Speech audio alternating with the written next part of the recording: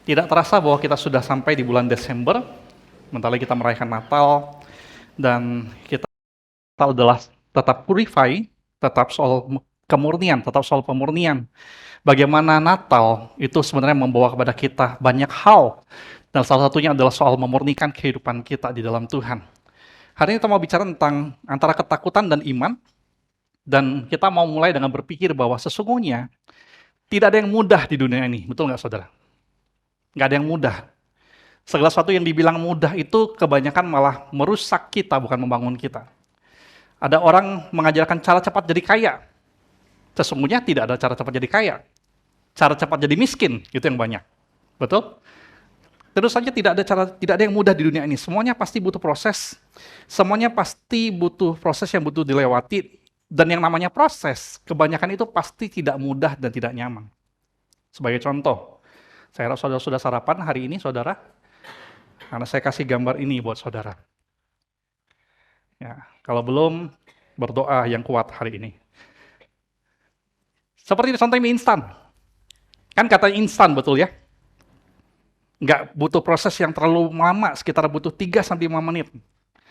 Tapi terus saja ya tetap butuh proses, kita nggak bisa langsung keluarkan dari bungkus lalu kita makan, betul nggak? Ada proses dari dia masih di dalam bungkus, sampai dia tersaji di piring untuk kita santap, untuk kita makan. Dan kalau bagi kita proses ini gampang, cepat dan mudah, pernahkah kita bayangkan kalau kita yang jadi mie-nya? Saudara pernah bayangkan? Bayangkan kalau kita yang jadi mie-nya, yang bagi kita tuh 3-5 menit, gampang, mudah. Tapi bayangkan kalau kita jadi mie-nya. Kita harus dikeluarkan dari bungkusnya yang aman dan nyaman. Kita harus diproses dengan panas tinggi, air mendidih. Kalau nggak mendidih, ya mie-nya pasti nggak enak, betul nggak? Ada lagi yang lebih kurang ajar lagi, yang tidak sesuai SOP. Yaitu orang-orang yang keluarkan mie dari bungkus, lalu sebelum dimasukkan ke panci, diapain? Dipatahin dulu. Itu dosanya besar sekali itu. Siapa yang lakukan itu? Ayo, bertobat. Waktu saya di kampus, masak mie sama teman-teman, saya paling marah kalau ada orang yang keluarin mie dari bungkus, lalu dipatahin dulu, baru dimasukin ke panci. Apa yang kamu lakukan? Kenapa harus lakukan itu? Gitu. Atau sudah itu apa? Ya harus diaduk lagi. Saudara bayangkan, saudara jadi mie-nya. Begitu proses yang bagi kita gampang, ternyata tidak segampang dan semudah itu. Oh, ada lagi yang berkata, oh ada kok, kita bisa kok langsung makan. Biasanya ini kita diam-diam sama orang tua kita. Nggak dimasak, caranya apa? Diremek, krak, dimasukin bubuk, lalu digoncang-goncang. Tetap ada proses, betul?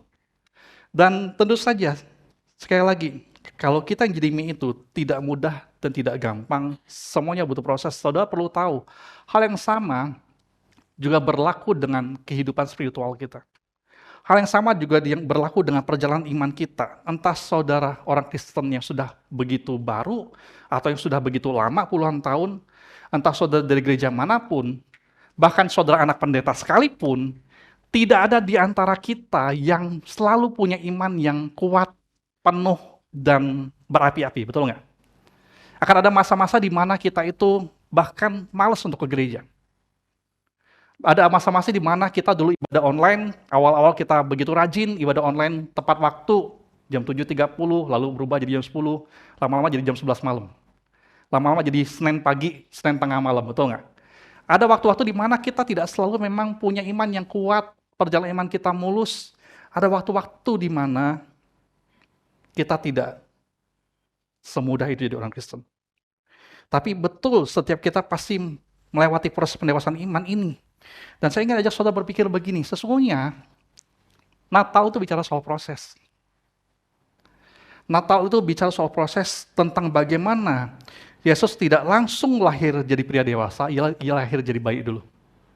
Betul? Natal bicara tentang proses, tentang bagaimana Yesus itu melibatkan banyak orang sejak ia lahir sampai ia dewasa. Padahal kalau dipikir-pikir, sesungguhnya dia bisa lakukan segala sesuatu sendirian. Dia nggak butuh orang lain. Tapi dia melakukan semuanya karena apa? Mengajarin kita bahwa ada proses pendewasaan iman yang Tuhan mau terlibat di dalamnya, tetapi kita harus bersedia untuk berada di dalam proses itu. Amin.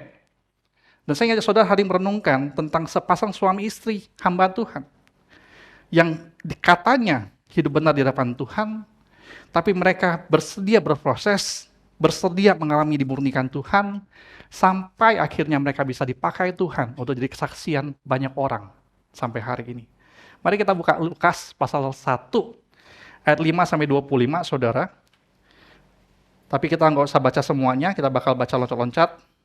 Lukas pasal 1 ayat 5, kita mulai.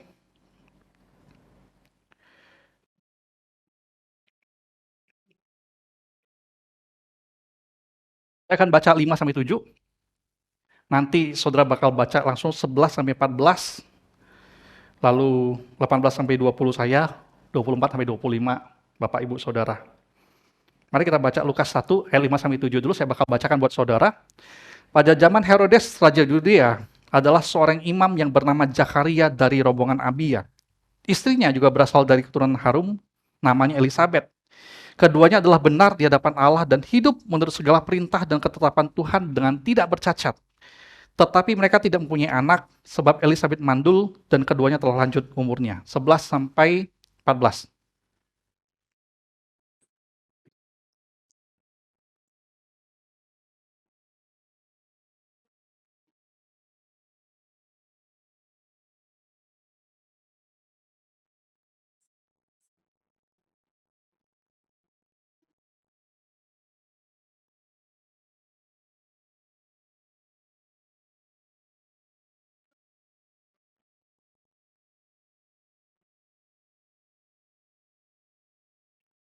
18, lalu kata Zakaria kepada malaikat itu, bagaimanakah aku tahu bahwa hal ini terjadi? Sebab aku sudah tua dan istriku sudah lanjut umurnya. Jawab malaikat itu kepadanya, akulah Gabriel yang melayani Allah, dan aku telah diutus untuk berbicara dengan engkau dan untuk menyampaikan kabar baik ini kepadamu. Sesungguhnya engkau akan menjadi bisu dan tidak dapat berkata-kata sampai kepada hari di mana semuanya ini terjadi. Karena engkau tidak percaya akan perkataanku yang akan nyata kebenarannya pada waktunya. 24, 25.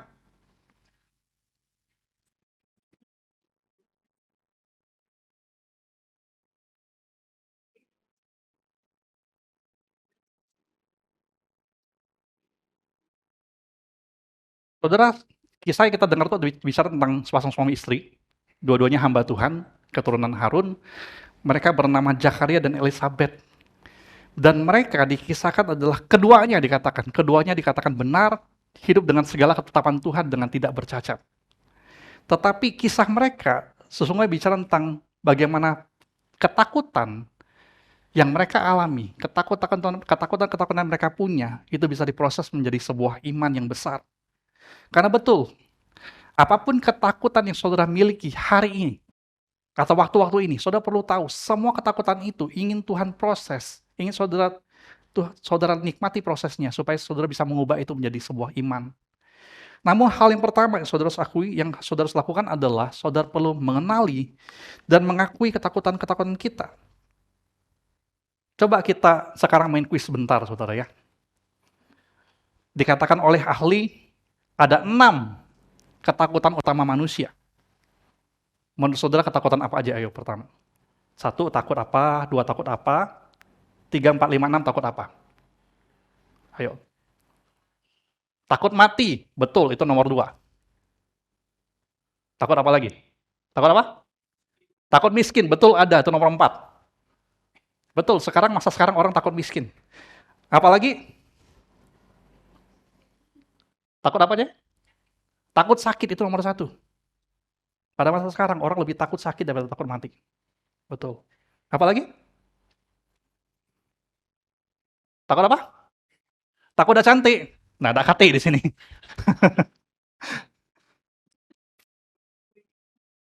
Takut istri nggak ada. Takut suami nggak ada.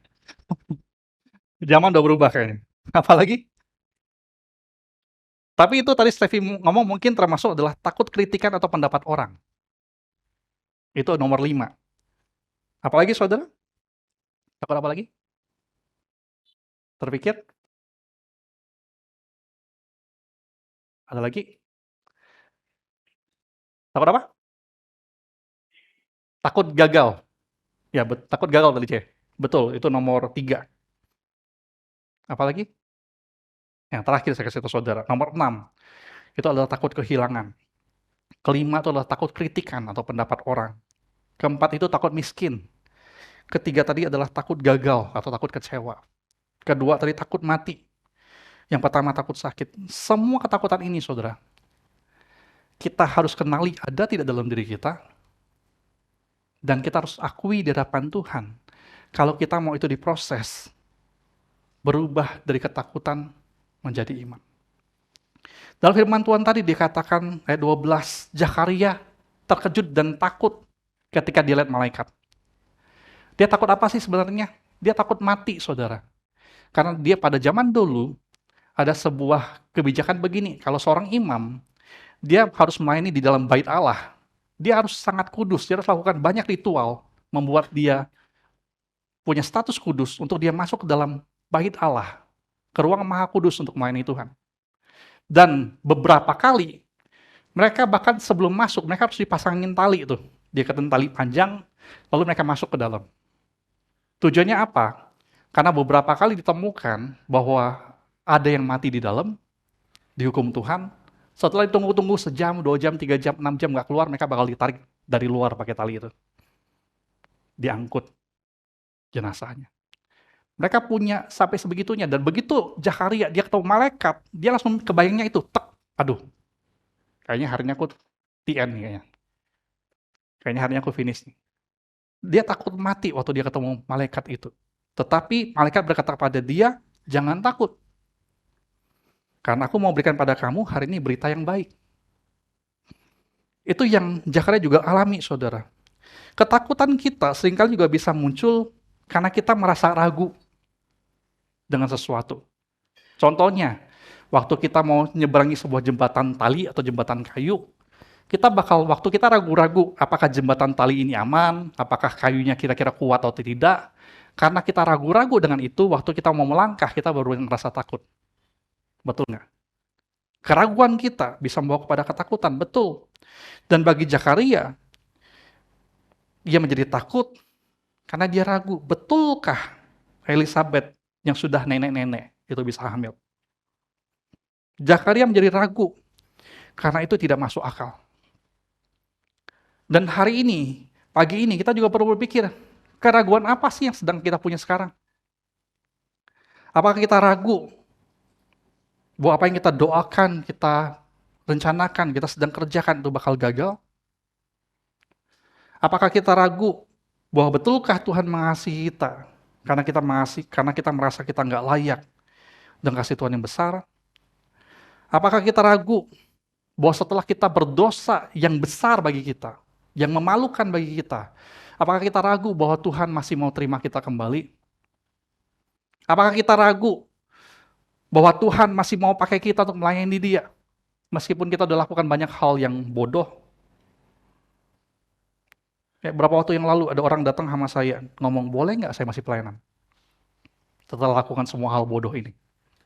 Setelah mengecewakan banyak orang ini. Lalu jawaban saya adalah, boleh. Karena pelayanan bukan orang yang sempurna, saudara. Karena kalau pelayanan harus sempurna, saya tidak bisa berada di sini pagi hari ini. Untuk saudara. Semua yang pelayanan hari ini, semua yang di tim pelayanan kita, nggak ada orang yang sempurna, saudara. Tapi mereka semua diberikan kepada Tuhan kesempatan melayani selama kita mau jadi orang yang dewasa, bukan jadi orang yang sempurna. Amin? Orang dewasa tuh orang apa sih? Orang yang sederhana. Begitu tahu dia salah, dia ngaku, lalu dia mau berubah. Sesimpel itu. Kita nggak perlu ragu apakah Tuhan masih mau pakai kita untuk pelayanan atau tidak. Dan sekali lagi, semua keraguan ini dapat membuat kita jadi takut, karena sesungguhnya kita takut gagal, takut kecewa, takut mengecewakan orang lain, takut mengecewakan Tuhan. Dan sesungguhnya, itu sekali lagi, kita perlu akui dan bawa kepada Tuhan. Ketakutan yang lain lagi adalah juga betul, ketakutan soal asumsi orang lain, atau pendapat orang lain. Menarik dikatakan tadi bahwa Elizabeth dan Zakaria, firman Tuhan ngomong dengan jelas, ada kata keduanya. Jadi Elizabeth-nya maupun Zakarianya dicatat sebagai orang yang benar di hadapan Tuhan. Tidak bercacat. hidup menurut segala perintah. Tapi mereka punya satu masalah. Elizabeth-nya mandul dan tidak punya anak. Dan pada konteks zaman dulu, orang-orang yang tidak punya anak, orang-orang yang mandul pada zaman dulu, itu seringkali dianggap orang sebagai orang-orang yang kena hukuman Tuhan. Orang-orang yang kena kutukan Tuhan, tidak diberkati Tuhan, tidak diperkenan Tuhan. Mereka dibicarakan orang, pasti bakal di belakang dibicarakan orang, kenapa mereka mandul. Apakah betul pelayanan sungguh-sungguh dua orang ini, jangan-jangan ada sesuatu yang mereka sembunyikan. Dan karena itu waktu saudara baca ayat 25, nggak heran Elizabeth berkata, dia seperti punya aib. Dan Tuhan bertindak, mengubah aib itu dihapuskan oleh Tuhan. Sekali lagi, kalau saudara mau diproses Tuhan, ketakutan saudara berubah menjadi sebuah iman yang besar, saudara perlu pertama kali kenali dulu dan akui di hadapan Tuhan pagi hari ini. Lalu yang kedua apa? Ya, kita harus jalani prosesnya. Bagi Zakaria, proses itu adalah dia harus 9 bulan menjadi bisu. Karena malaikat Gabriel berkata, karena kamu nggak percaya, kamu lebih percaya perkataan kamu sendiri, kamu lebih percaya pertimbangan kamu sendiri, pikiran kamu sendiri. Ambil waktu 9 bulan, nggak bisa ngomong, belajar percaya perkataan Tuhan. Itu proses yang dialami oleh Zakaria. Nah, kalau saudara mau tahu, ini menjadi dasar seringkali dipakai oleh orang untuk melakukan yang namanya puasa bicara. Yaitu berhenti bicara selama beberapa waktu, karena mau lebih percaya perkataan Tuhan dibanding perkataan atau pikiran sendiri. Bagi Zakaria prosesnya itu. Bagi Elizabeth, proses yang dia harus alami adalah bukan 9 bulan, tetapi selama puluhan tahun mereka berdoa ingin punya anak. Terus menunggu. Sampai di titik di mana kelihatannya ini sangat mustahil terjadi. Mereka menunggu dan berdoa di hadapan Tuhan. Elizabeth mungkin sudah belajar dari kesalahan nenek moyangnya. Istrinya Abraham yang bernama Sarah. Waktu dia sudah nenek-nenek, didatangi malaikat, dikasih tahu dia bakal hamil. Yang dia lakukan adalah apa? Masih ingat ceritanya? Masih ingat nggak ceritanya? Ayo, Abraham yang didatangi malaikat, lalu Sarah itu di belakang nguping dia.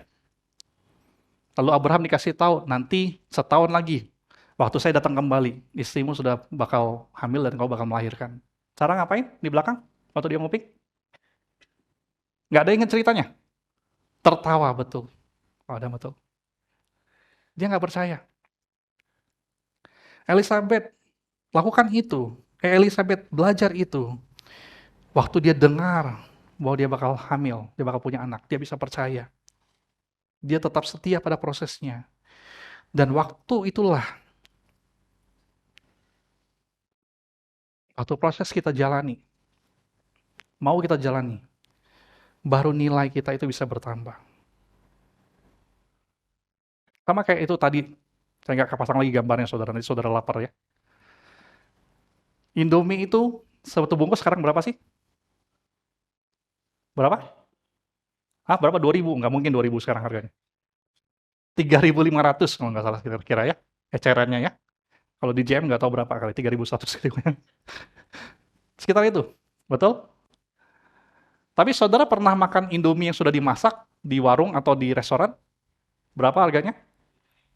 7.000, ada yang 10.000, ada yang 12.000. Tambah topping lebih mahal lagi, betul nggak ya? Apa bedanya? Coba kan sudah diproses, nilainya naik. Betul? Sama kayak jeruk. Kalau kita beli jeruk 1 kilo, isi kurang lebih 8-10 biji, betul nggak? Harganya berapa? Terakhir kira-kira, rata-rata lah ya, jeruk kan banyak ya. Anggaplah 25.000, betul ya? Tapi es jeruk, berapa harganya? 25 kalau restoran mahal ya. Padahal cuman dari berapa? Sekitar 3-4 jeruk. Nilainya naik berlipat-lipat karena apa? Setelah diproses. Mau tidak mau saudara, kebanyakan kita itu pengen berkat Tuhan. Amin. Kita pengen ditolong Tuhan. Amin. Kita pengen ngalami kehadiran Tuhan yang besar dalam kehidupan kita. Tapi saudara perlu tahu, semua ketakutan kita bisa menjadi iman yang besar waktu kita bersedia lewatin prosesnya. Waktu proses berjalan, nilai kita bertambah. Dan kita nggak punya pilihan lain selain kita harus tekun dan taat di dalam proses. Percaya bahwa Tuhan itu baik dan akan selalu baik. Kita harus percaya untuk tidak mengandalkan pengertian kita sendiri, tetapi perkataan firman Tuhan. Waktu kita ragu pun, kan ada hal-hal yang kita nggak kuasai, ada hal-hal yang kita nggak bisa kontrol, ada hal-hal yang kita tidak mengerti.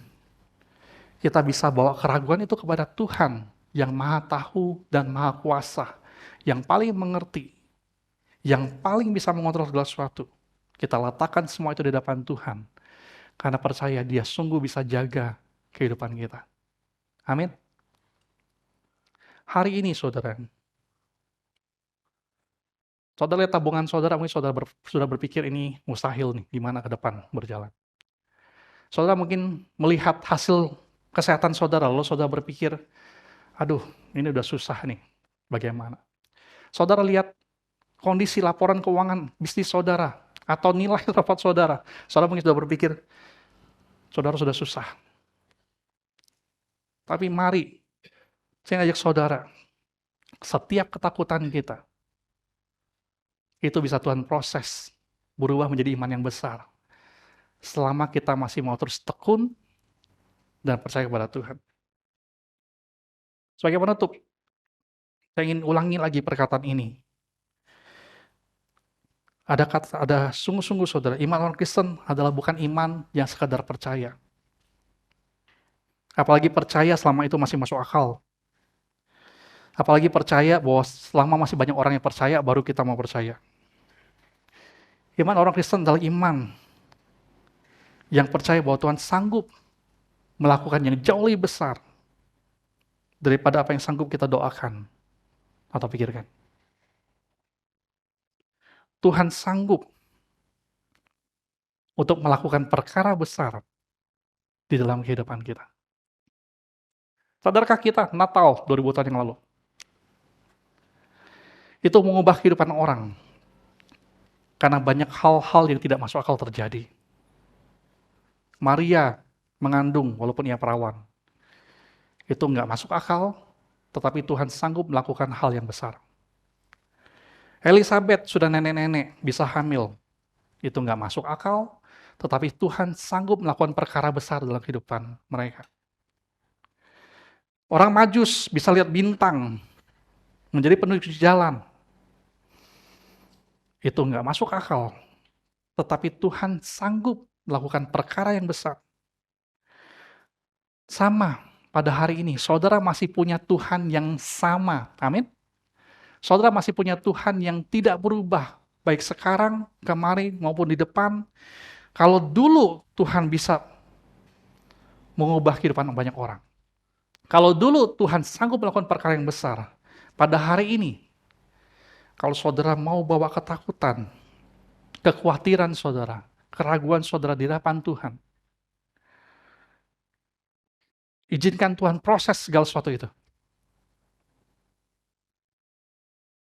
Saya yakin, sampai hari ini, Tuhan sanggup melakukan perkara besar dalam kehidupan saya dan setiap saudara hari ini. Amin. Amin. Mari, saya dorong saudara. Di bulan ini, banyak orang Kristen itu kembali rajin baca Alkitab kapan? Desember.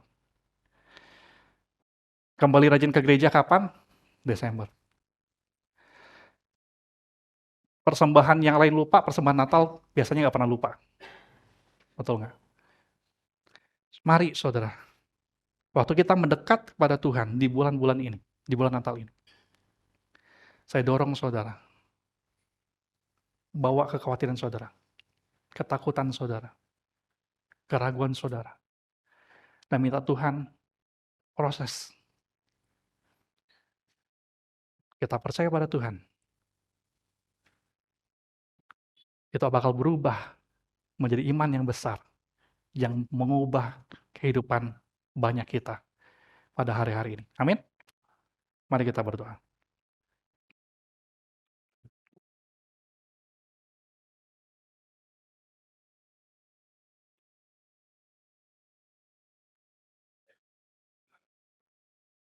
Tuhan Yesus, kami tahu ada banyak pintu yang sudah kami tutup sendiri. Kami tidak mau lanjut bergerak, tidak mau lanjut melakukannya, tidak mau lanjut untuk mengampuni lagi, percaya lagi, setia lagi, mencoba lagi. Karena kami berpikir, ini udah susah, sudah mustahil, sudah saatnya nyerah. Tapi biarlah hari ini kami bisa ingat, Tuhan sanggup melakukan perkara besar dalam kehidupan kami. Bahwa iman orang Kristen adalah iman yang percaya Tuhan sanggup melakukan banyak hal yang mustahil bagi kami. Tapi tidak ada yang mustahil bagi Tuhan. Tuhan tolong kami untuk kembali rajin berdoa. Untuk yang sudah kami berhenti doakan. Karena kami merasa sudah tidak ada jawaban bertahun-tahun. Kami bakal kembali lagi berlutut, berdoa di hadapan Tuhan. Malam hari ini kami doakan kembali. Untuk kekuatan yang kami rasa kami sudah tidak punya lagi. Tuhan tolong kami. Berikan kepada kami kekuatan dari Roh Kudus untuk bisa melanjutkan kembali. Mungkin mengampuni lagi. Mungkin mempercayai kembali. Tuhan tolong kami, karena sekali lagi kami yakin Tuhan sanggup mengubah ketakutan kami. Diubahkan menjadi iman yang besar. Karena kami sungguh punya Tuhan yang sangat besar dalam kehidupan kami. Ini kami Tuhan Yesus, Tuhan tolong kami. Lalu Tuhan Yesus yang berdoa, sama-sama kita katakan, amin.